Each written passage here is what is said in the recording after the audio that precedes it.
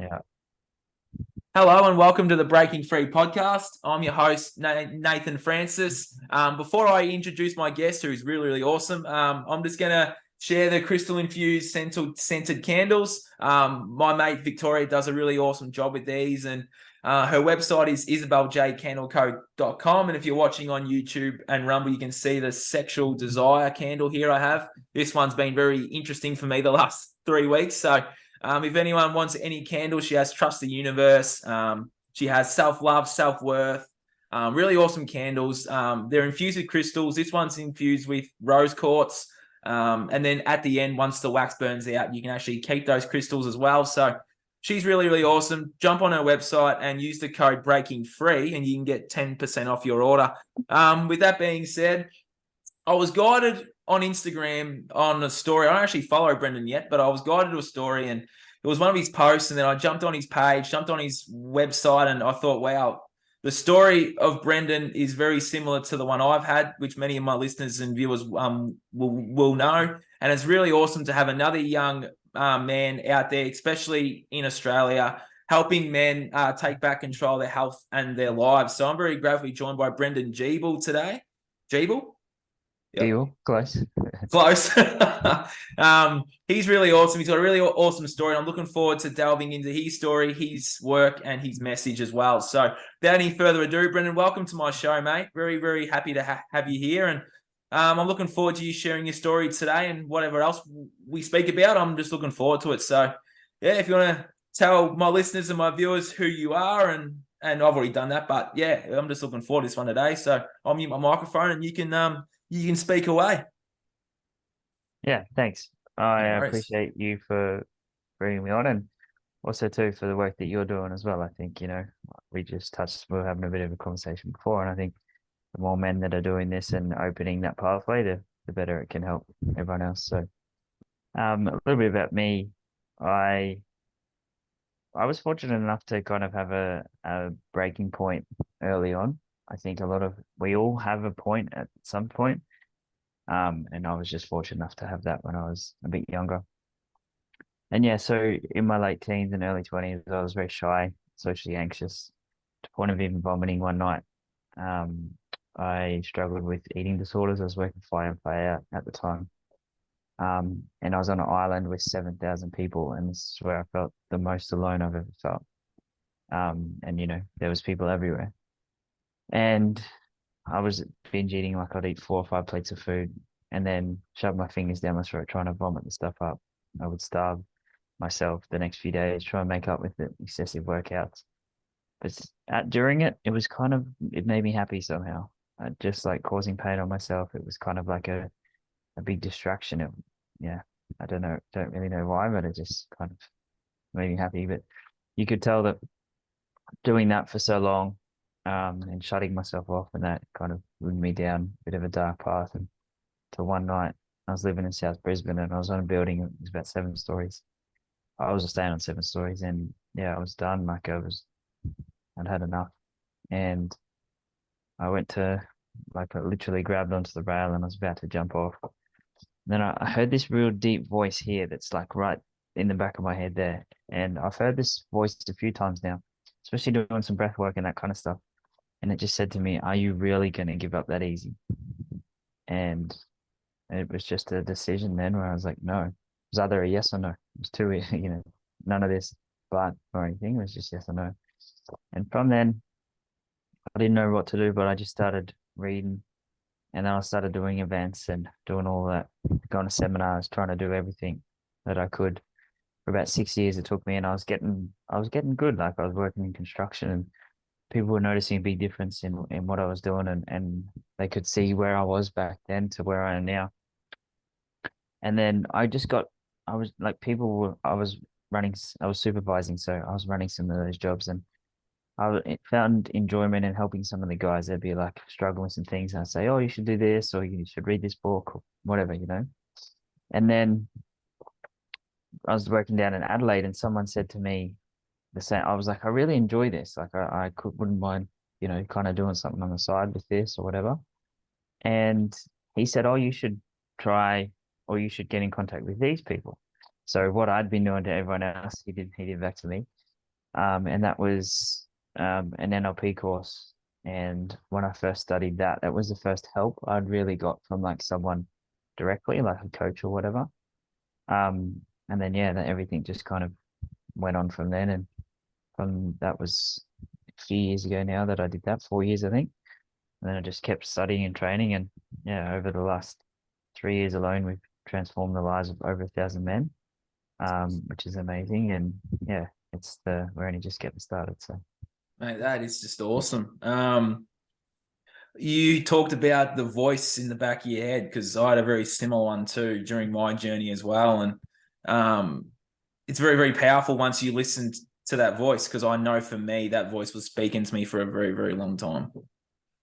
yeah, I think there's a difference too. There's a difference between the voice that's like the little bitch voice that's kind of talking you out of it, and the negative talk that's going on, and actually a voice that I've got goosebumps thinking about it. Same Truth, here. you can't fake that stuff, right? No, you can't. Um, and so yeah, I think when you can allow yourself to become aware of that, it's guiding you. Like there's obviously some bigger force that's here, and you know, I think when you can tap into that, Yep. that's where things are going to change.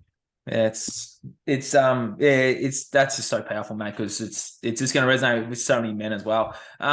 Just with in terms of your story, well, obviously your teens and your early 20s was just full of what young males are doing right now, still drinking, partying, doing drugs, all those things.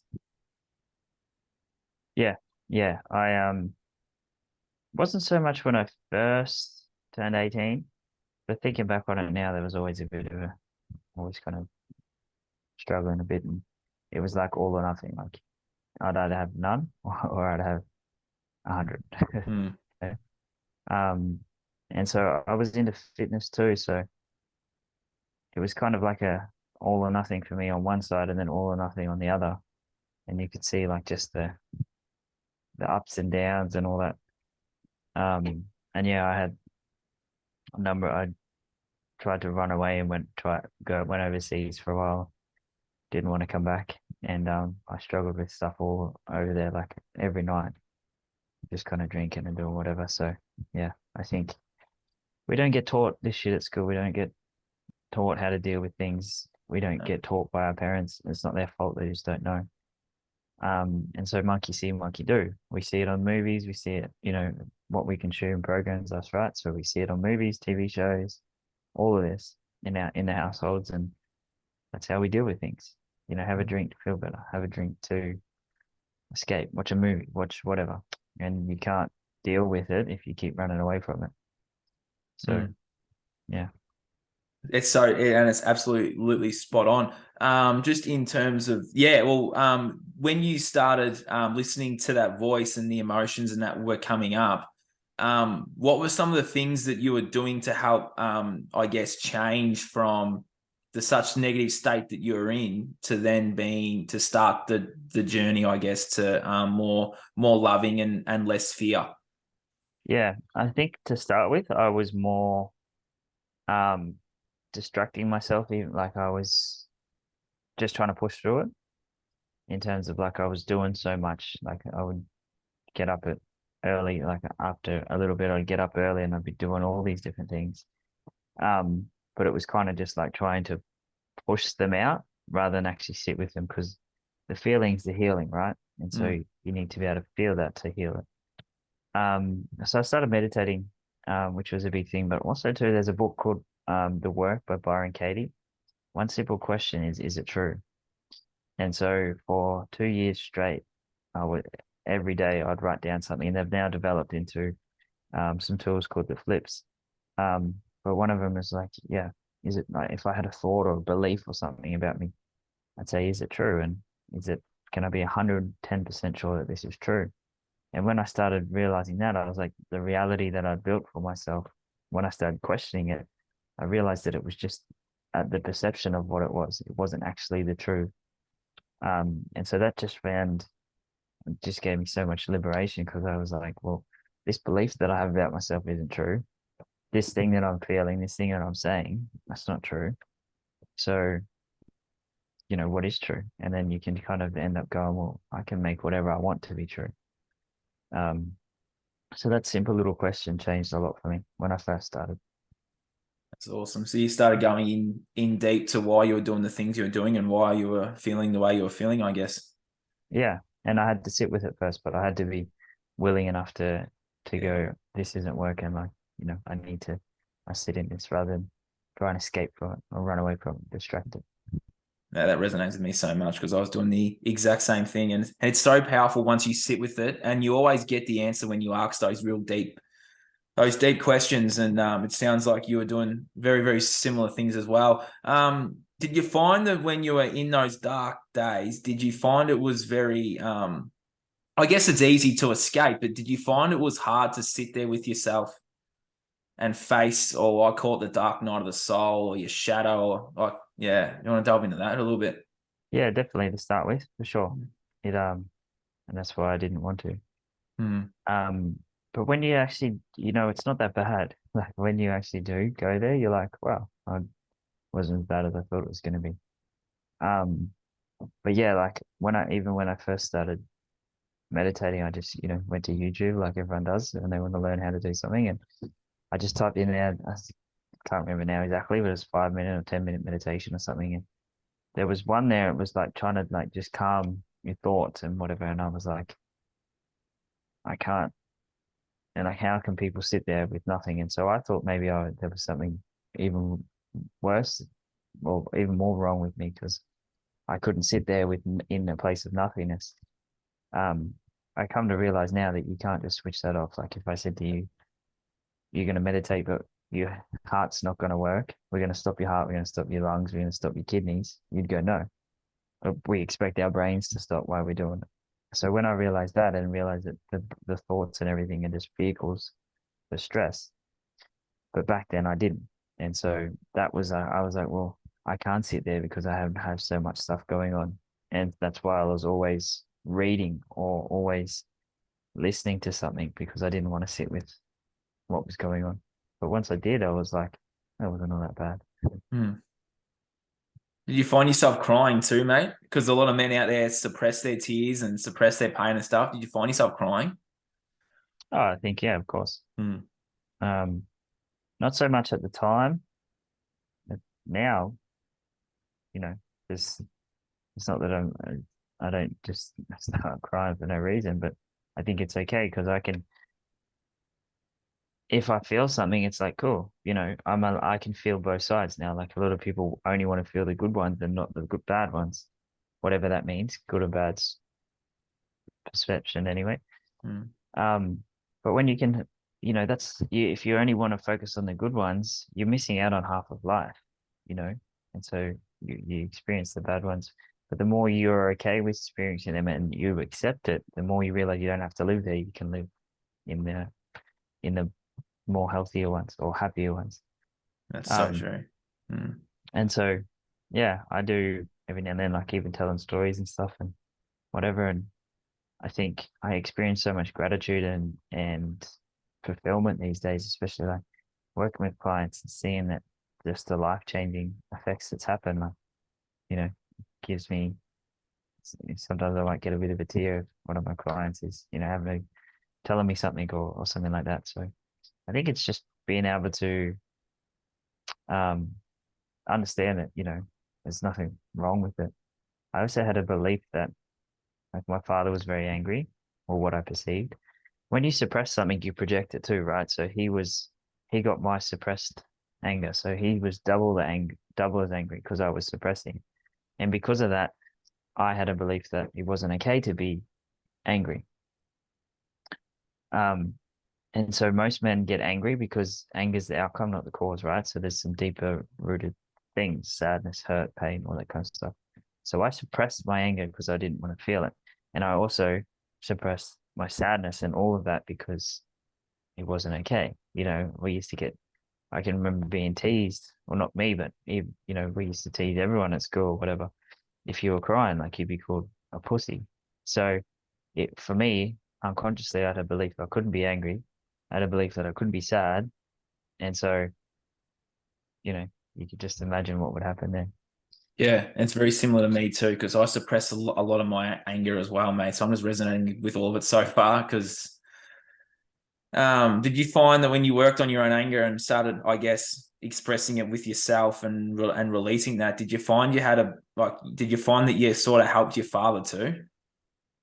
Oh yeah, 100%. He's like, I don't see him because when you change the world around you changes, right? And Yeah. so I don't see him as angry anymore.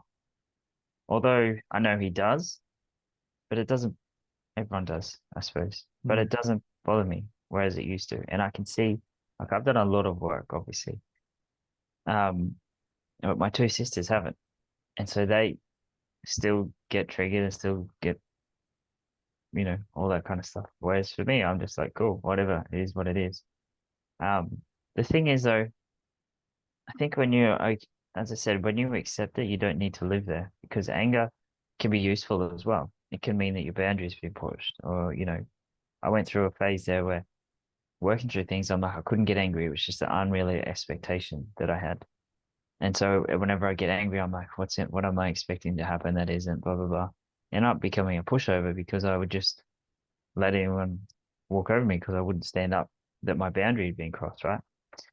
So it's useful, but when it goes out of control and you don't know how to handle it, that's when it can be a problem. But as I said, it's never, it's anger's the outcome. It's not always the cause. Most times it's not. And so it's not the thing that makes us angry. It's what we think and feel about it. So when you change and change what's going on, then the external world changes and they change and they can show up differently. So like by someone changing, the ripple effect is amazing. And the way you see everyone else as well. It's um it's, it's kind of quite hard to comprehend, but when you actually see it happening, as we were saying before, things happen quickly, right? Mm. So when you change, everyone else can change around you as well. It's interesting and so powerful, mate. Because I'm currently, this healing journey never actually stops, but I'm seeing that as well in my own personal life too. So what you were saying there resonated a lot with me over my last few weeks. Every time I get a guest on, they always say something that I've had going on. So I was just resonating with it, mate, live on air as per usual with this podcast. I was sort of stumped for questions now, mate. I was just going to ask you, when you were going through your journey and stuff, obviously you were surrounding yourself with friends that were a lot like you. I would suppose drinking, partying and stuff. When you started implementing these changes, did you find that your friendship group changed too? Yeah, that's a big thing. I Yeah. think so when I was younger, I was definitely hanging out with a lot of people, but a lot of my mates seem to get married and have kids at a young age. So didn't really, I was like searching for people that I could go out drinking with. But then I just ended up going by myself and then I'd have to have, 10 drinks to even head out there. Hmm. But definitely because you're not the same person when you start working on yourself, things change. Like to me now, I have no interest in going out drinking. Like I'd be like, we have limited time on this planet as it is. I don't want to waste it in some fake reality and be sick the next day. So, and it kind of doesn't resonate with a lot of my mates. I still love them, but I just limit them. And I think that's the difference. A lot of people think that they have to spend time with those people and, all this kind of thing. But I'm like, I don't, but I want to hang out with you. I'll limit that time. I'll still talk with you and I'll do this, but I'll limit my time. But nothing's ever lost too. It just changes form. So it's not like your friendships have disappeared. They're just showing up somewhere else in your life. And so when you can understand that, you're never not going to have friends. They're just different. They're showing up differently, the same connections. And then you just attract more people into your life that are on that. I've got some mates that now that I've gone through different events and working with them, and a lot of my clients, once they're finished, they're yeah, I end up being mates with them and talk with them all the time. One of them is actually starting next week for me as a sales guy, and we're like brothers almost. And so it's like sometimes you just if you as soon as you compress and let go of something, something else expands, right? You can't have two things compressed. You can't have two things expand. So if you close the door on some things because you feel like it's not aligned to with who you're going on your journey, something else has to expand. It's universal law, right? Mm. When you can have that awareness and go, oh, cool, like this person here is showing up like what this person did, or this person here, and I'm getting this trait from this person and all this. You can kind of just go, well, it's not gone, it's just showing up differently, and they will be. And a lot of people say, it's a lonely journey when you start working on yourself.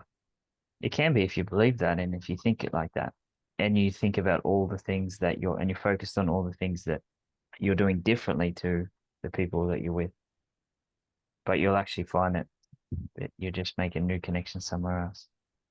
Yeah, that's.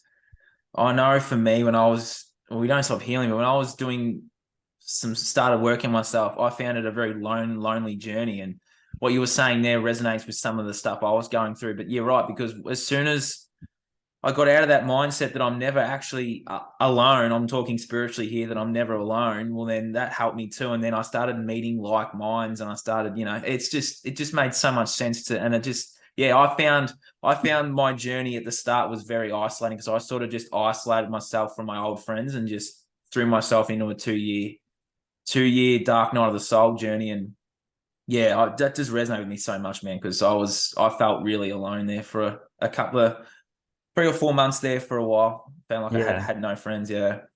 And there's a difference too between being alone and lonely and feeling lonely. And I think too on that as well is a lot of us are so disconnected with ourselves, and that's why we search for validation, or we try and make please others, and we try and do all of this because we're not connected with ourselves. And so that's another thing. When you start on that journey, you don't necessarily need others because you're connecting back with yourself. You're you're coming back to the truth of who you are. um and the more that you do that, the more that you realize, like, like I, the more work that I do and the more comfortable I am, the more I realize, like, it's almost like the less social I'm getting. Mm. It's like, oh, it's just because it's, the more comfortable you are. Whereas previously, I wanted to be out all the time. I wanted to be the center of attention because it was validating me. I don't need that anymore. So I think that's a big thing. Is like, even though you might be externally moving away from your friends, you're probably coming back to yourself too, which means you don't need to be around others as much. Yeah, I found that a lot too in the last few years. Yeah.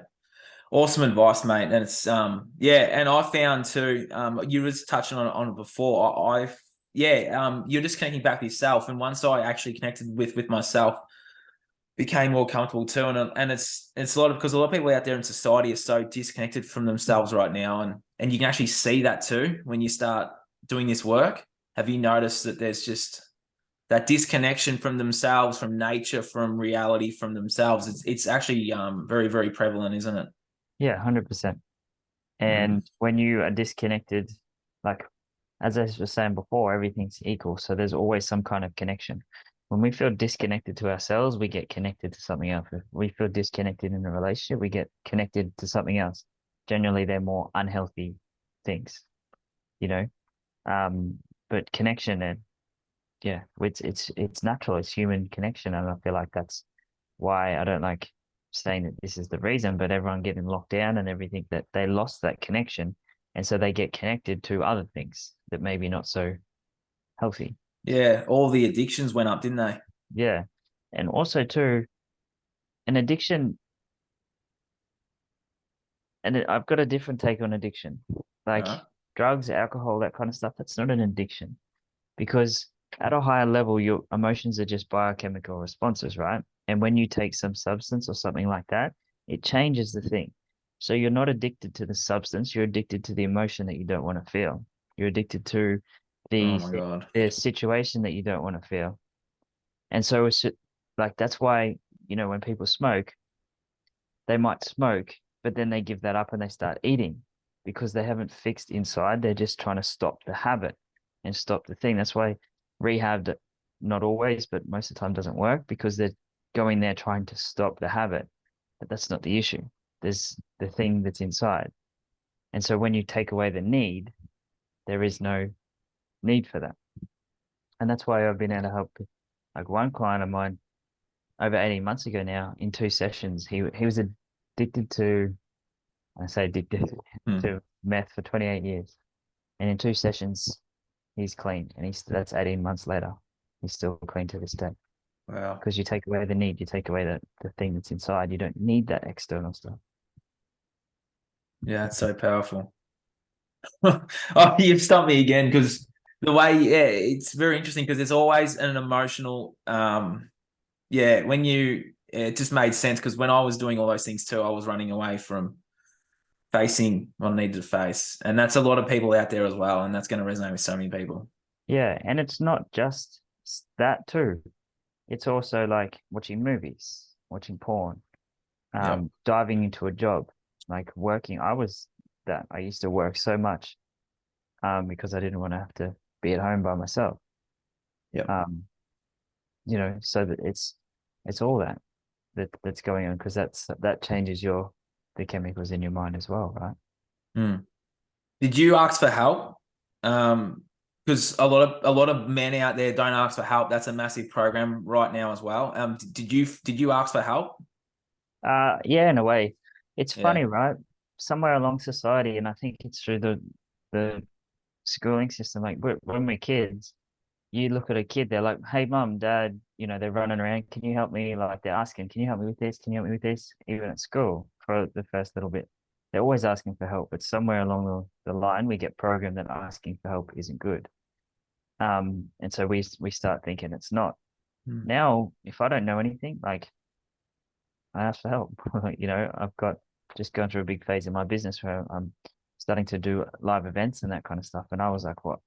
I need to find someone that can help me do this because I can try and do it myself and it might take me 5 minutes. Or I can ask someone to help me and, it'll happen quick. So it took me a while. Like, as I said, it was probably 6 years before I didn't want to ask for help, but by me going to events and me reading books and all that, I was essentially asking for help, but it wasn't actually going to someone. Mm. You'd always like have buy these little programs, and then it would like be the next thing is like book in a call with this person, and I never would because I was almost too scared to do that. I didn't want to talk to someone, just wanted to try and do it myself. But things changed. Like when I started, as I said earlier, when I first did the NLP course, that was essentially me stepping up and getting someone like direct help from someone. It was a bit like a small group kind of thing, but it was there. And as soon as that happened, my life changed dramatically. I think, and I also think too on that, like, I don't like saying things too bad, but the traditional system is broken, right? Yeah, it is. It's based on a Freudian model, which is over 100 years old. And he says that it's not a poor man's service. It takes 100 to 300 hours per intervention. And so if someone goes for depression, they've got 100 hours to 300 hours to work through that one thing. Whereas I can do that in one session. We can do multiple interventions in one session when you work out how it's different. So I think that's adding to it. It's like, yeah, there's a big focus on talking, all these different things. Are you okay? Then you try and go get help, but then you're going into a broken system. And so a lot of men, especially like I work with I work with people who are struggling very badly, but I also work with some guys that are doing well, like, GM managers of big companies and multi-million dollar business owners and stuff. And the thing is, like, kind of lost where I was going Uh, there. Um, what were we talking about just then? you were talking about how you work with general managers of big businesses, Yeah, and just you work with before men who that. are really struggling. Yeah, just before that. Yeah, you're talking about we're talking about help actually. Oh, that's right. Yeah. Yeah. And so, yeah, when you start, oh yeah, with asking for help with the different services, like we're asked or we're saying like, are you okay? And then they go to all these different services, and some of the guys that I work with who are struggling a lot, they've seen counselors, they've seen psychologists, psychiatrists. They either try and medicate themselves or they try and medicate them, but then they see like 4 or 5 different ones, and you can just tell that something's not working there. Mm. So that kind of adds to the help of like, no one can help me. And so Mm. people believe that, so they don't ask if they. I even had a couple of emails from a guy who seems to reply back to every one of my emails saying that, "Yeah, I can't help you." And I sent an email to him. I'm like, if you think that I can't help you, I can't. If you think I can, I can. So it's up to you. You have to choose. Because every time he's like, you can't do this. I don't have any money, blah, blah, blah. Then it was like just a different excuse either time. And I just ended up going, I'm not going to waste my time, because as bad as it sounds, but you can't help someone that doesn't want to be helped, right? Yeah, And what's the old saying? You can lead a horse to water, but you can't make him drink it. 100%, Mm. 100%. So I think, that's kind of adding to it as well. Um, but yeah, the moment I asked for help, like properly, changed things massively. It's very important, isn't it? Yeah, 100%. Mm. Because why try and figure? I think we also believe too that we should, and it's so unrealistic, we should believe that we should not have a problem. We should never have any problems. And we should also go through life without making any mistakes. We should have it all switched on, all perfect, everything. And then something happens and we regret it and beat the shit out of ourselves, feel guilty for a mistake. It's the best way we learn. And so many people are just holding on to this guilt and this regret, this shame, um, and not feeling good enough. It just keeps getting stacked and stacked and stacked. And then they feel like they're not good enough to ask for help, or they feel like, no one can help them, or they feel like it's not worth it, or no one can really help them, and so then they just go, well, oh, well, I'll just suck it up and drink instead. That's the program, isn't it? And you're right. It does start in school too, because you see it all the time. These kids are, I guess, struggling, or they're asking for help, and as soon as that one person tells them something and that they're not worthy, it just sets themselves up for a path of self-destruction, really. Yeah, And yeah, 100%. And a lot of people believe that they're not good enough, or them they don't value themselves, right? And so if you don't value yourself, you're going to attract people into your life that don't value you either. exactly. Law of attraction. Yeah. And so people go from one relationship to the next, both male and female, and they're attracting people that don't value themselves. I'm like, if you want to value you, if you want someone to value you, fix this, Yeah. you know, and then that's when things start changing. Mm. Yeah. It's interesting too, because when you do implement these changes, you start attracting in people that are of a similar. I found that when I started implementing some change, I found people that are a couple of steps ahead. So like I'd surround myself with those people. Go, oh, this is what I need to do to get to where you are. And then when I get to that level and then it's like I meet someone that's a few steps ahead again. Almost like you, I've got a similar business myself. You're a few years ahead, and I'm like, well, I'm gonna surround myself with people more like you that have got a successful coaching business, because that's what I want to be able to have as well. And yeah, it's interesting that once you start doing this stuff, you'll start surrounding yourself with people that are like-minded, and they're maybe a couple of steps ahead. Yeah, 100%. You kind of want to go, you want to be the small fish in a big pond rather Mm, than the big fish in the small pond. exactly. And I can't remember who said it, but they said, show us your 5 friends and I'll show you, where you're heading and what you're going to do. So if you can surround yourself with, I've got mentors and coaches and stuff myself that are way more advanced in terms of business than I am. And them just hanging around those people makes a big difference. That's, Um, so I think that once you get to that point where you understand, like, cool, I can fast track this by asking for help. I can get,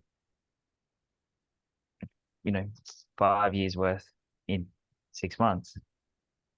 You just keep doing that, and it's just like, replicating that. So the more you can kind of, that's why when we go back and say limit the people if you are doing something that you don't want to do anymore, and all of the people you hang around with are doing it, that's why it's good to limit yourself from that, because you're going to just be there. It's like people get caught up in a bad crowd. You hear that saying, and they start doing all that stuff. It's just because they're hanging around the wrong people. One of the biggest things is environment. You can't really run away from an environment. So you can't, the environment's not the biggest thing. Like if you're strong, it doesn't matter what environment you're going to be in, but eventually your environment has a big impact on on what happens to you and how you end up. Yeah, change your environment to change your life. Yeah, powerful. Yeah. It's interesting because men often hand their power away to these figures in the system, like these psychologists and stuff. But I found that when men do that, then they get given antidepressants and all this sort of stuff, and they get given drugs and medications that sort of suppress and numb the pain. But I find that the best psychologists and the best like healers and the best people, the ones that have actually lived this life, because then you resonate with them as well. And it sounds like that, and that's just part of the system. It's like these people are giving advice on things they don't necessarily have lived themselves, or they have these bad habits and they're trying to impart advice on fixing the habit when they're drinking and partying and doing those things on a Saturday night. They're telling someone like us many years ago, we're doing those things too. They're trying to tell them to change. They're not really changing themselves. And I believe the more authentic you are and the more that you've, I guess, grown, you can help others as well because you've lived that life. 100%. It's kind of like you can't sell something you don't own. Exactly. If you don't own a house, you can't sell it. And so you can't teach someone else to buy a house if you haven't done it for yourself. You wouldn't, if you owned $1 million business, you wouldn't go to get advice off someone who owned $100,000 business. You'd get advice off someone who owns a, you know, $10 million business. So if you can't do it in your own life, how can you do it for anyone else? And you can't learn about people, you can't learn about humans, you can't learn about psychology out of a textbook. I don't care what anyone says. You can learn the ideas and concepts, but you can't actually, because it's so different. Everyone's so different. And yeah, that's why it's broken. And as you It said, is. you need to be able to do it in your own life. You think about personal trainers, if you've got overweight person trainers, you've got doctors that aren't healthy, you've got psychologists that drink every night. I know one, I'm not gonna mention too much about that, but I know one that was drinking a psychiatrist that was drinking 4 or 5 times a night. So a week. And then trying to give people help and advice. So I think that's what makes this so powerful, and especially although the whole coaching industry is very much unregulated, there's a lot of people that do like a $7 online course and call themselves a coach and whatever, which it is changing. It's going to be it's going to be regulated very soon. I know there's plans coming in for that. But that's the thing. Generally, people do this because they wanted they've wanted to help themselves, and they get to a point where like helping people is in our nature, right? Mm-hmm. And that they get to a point and they want to help people. But I also think that a lot of people start helping others so then they can start helping themselves. Which when I first started, I was just wanting to help myself. And then I got to a point where I was like, I really enjoy this. And it kind of, people were asking for help anyway. And I just kind of fell into it. Not so much fell into it, but, you know, I kind of took it. It wasn't something I just decided one day, right, I'm going to do a course. I'm going to become a coach. So I think everyone kind of gets that because most people, their pit or reveals their purpose, right? The trauma leads to transformation.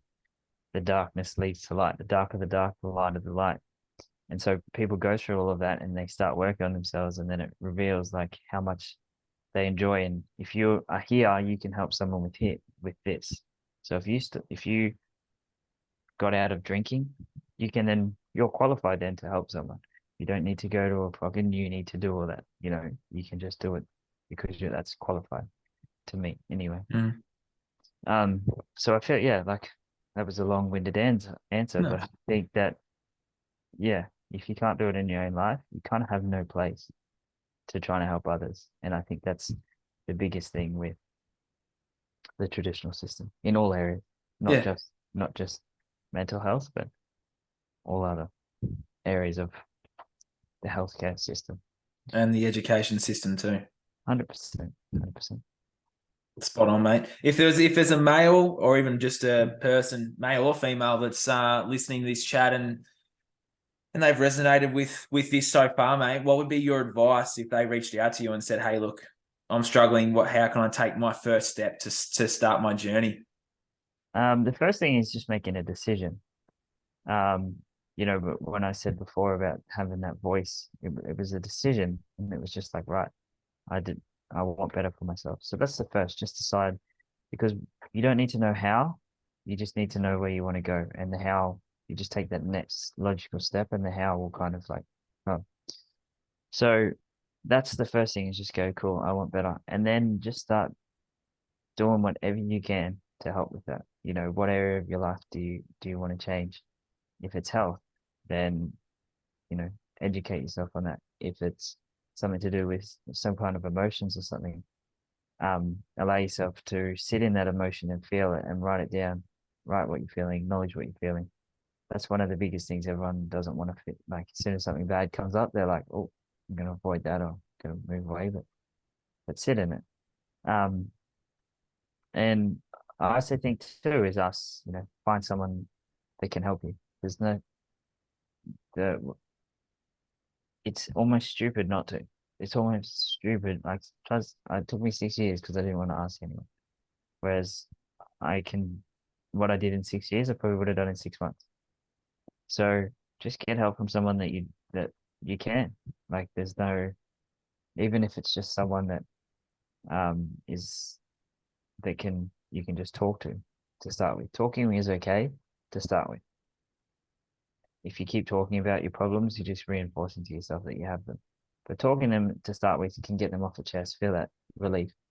And then once they're off, then it's like, cool, what's the next logical step? And it's just like take each step on the ladder. Like, you don't have to think about, sometimes it can seem so big, but you just take that next logical step. What is it? Ask for help. What is it? Read a book,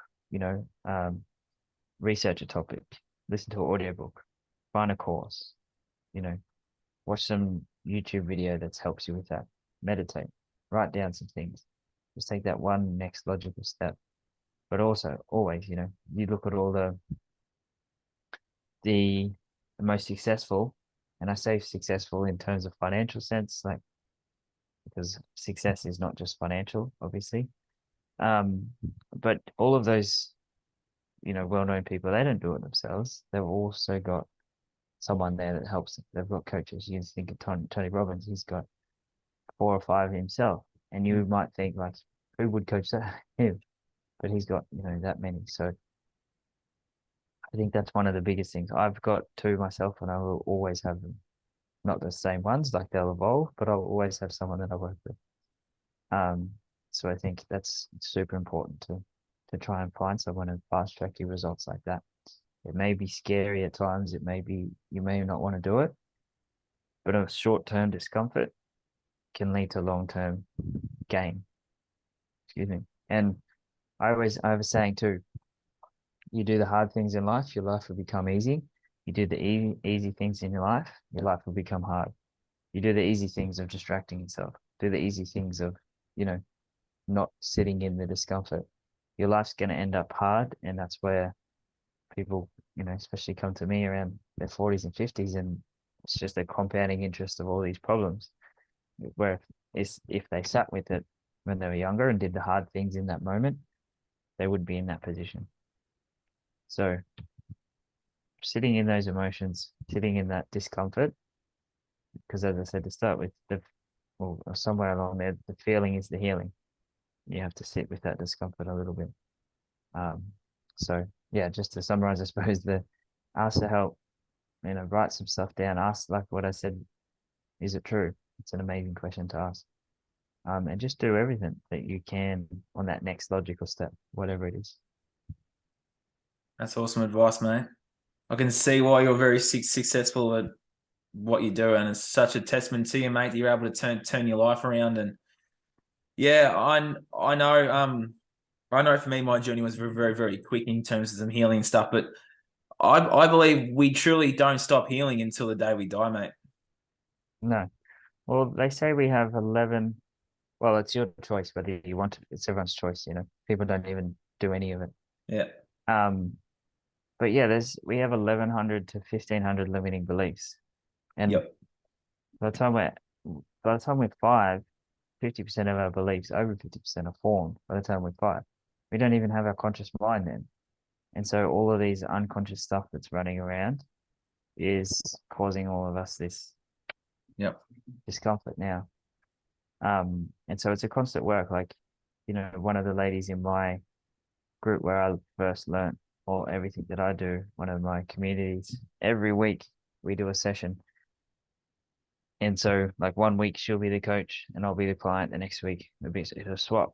So for the last 2 years, you know, give or take on and off a little bit, but just constantly be working through things and they're just like small little layers that you peel off.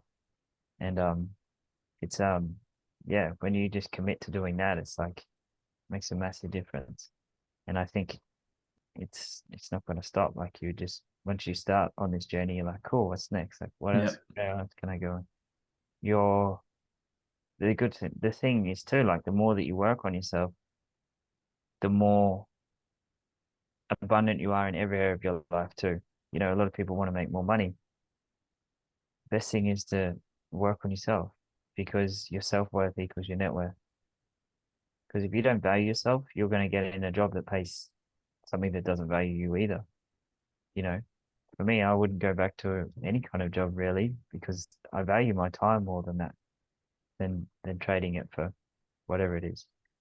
So that's the thing is the more that you value yourself, the more everything else in your life can as well. That's very, very awesome, mate. And it's so true too. And that's why people are stuck in this perpetual cycle of work, sleep, work, party, and hit repeat. Yeah, because they don't know any different. Hmm. Yeah. Yeah. That was an awesome chat, mate. I think we've been going for 50 odd minutes. Yeah. Is there anything else that you'd like to share, mate? Or yeah.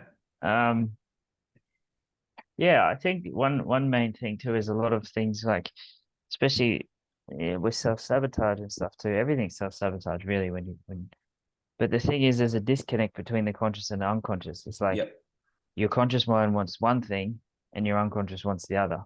And 95% of us is run by our unconscious. So if you imagine something pulling this way that's got 95% of your strength, and something that's pulling this way, your conscious mind, which has got 5% of your strength, your unconscious mind's going to win all the time, essentially. Mm.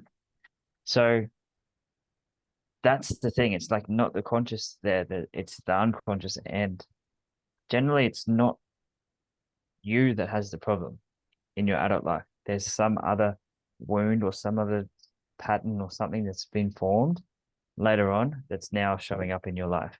And then that's why it becomes a problem. So many people are like trying to fix their life of the symptoms that's in their life right now, but there's a deep root cause to that. And so that's the thing everyone needs to work through. Because as I said to start with, if you try and work on the symptom, stop drinking, you might start eating more, or you might start, you know, going to the gym more. So many people do that and they flip from one side to the next and they're addicted to the gym then. It might be a better addiction, but it's still an addiction. So it's always the underlying cause that's the thing. Everything's created to keep us safe, right? Like our Mm-hmm. mind is designed to keep us safe. That's it. It's our conscious mind that isn't. Our unconscious mind doesn't know sarcasm. It doesn't know the difference between what's right and wrong. It doesn't know any of that. It just is, and it's designed to keep us safe. So all of these behaviors, all of these things that are first happening, they're designed to keep us safe, and then they show up in our life later on, and it seems like they're hindering us, but it's just an old program that's running. So all of those things that we don't like, that we feel like they're sabotaging us, we just have to become conscious of why they actually are serving us. And then when you find out why they're serving you, you can then change what they are, you know, and find a different way to serve that purpose. You know, like people with that eat a lot, maybe they might have that are overweight I found a lot of them are protecting like a younger version of themselves that's hurting, or it's some kind of protection mechanism. They don't see it like that. But when they can find out exactly why it is, maybe something happened and they got attention when they were younger and when they were too skinny or whatever, who knows, you know?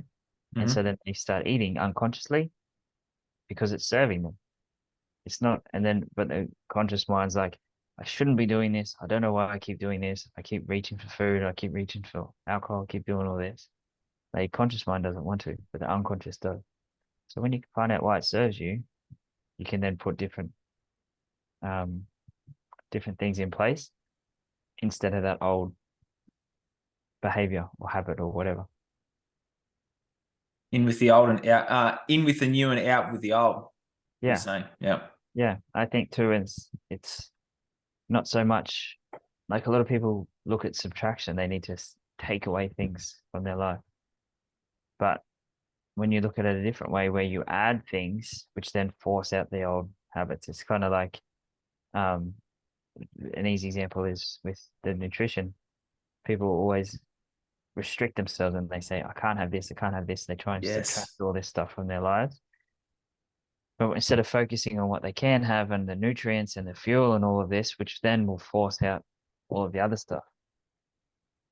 And so it's just a completely different way. Like, what can you add? Or what can someone add to their life that's then going to eventually force out those old things rather than trying to force that out? Because if there's nothing, if it leaves a gap, it's going to be filled by the best thing that everyone knows. So, yeah, it's kind of That's how so that. true. What's one habit? Oh, actually, no, no, I will ask that. What's the one habit that you struggled to break, but then broke and then replaced with something new? Just as an example.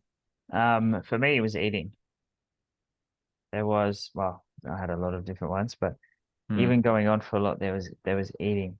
Um, and so I became conscious that I was I'd use food if I didn't want to, like if I was unsure about what to do, or if I was like trying to not have to do something.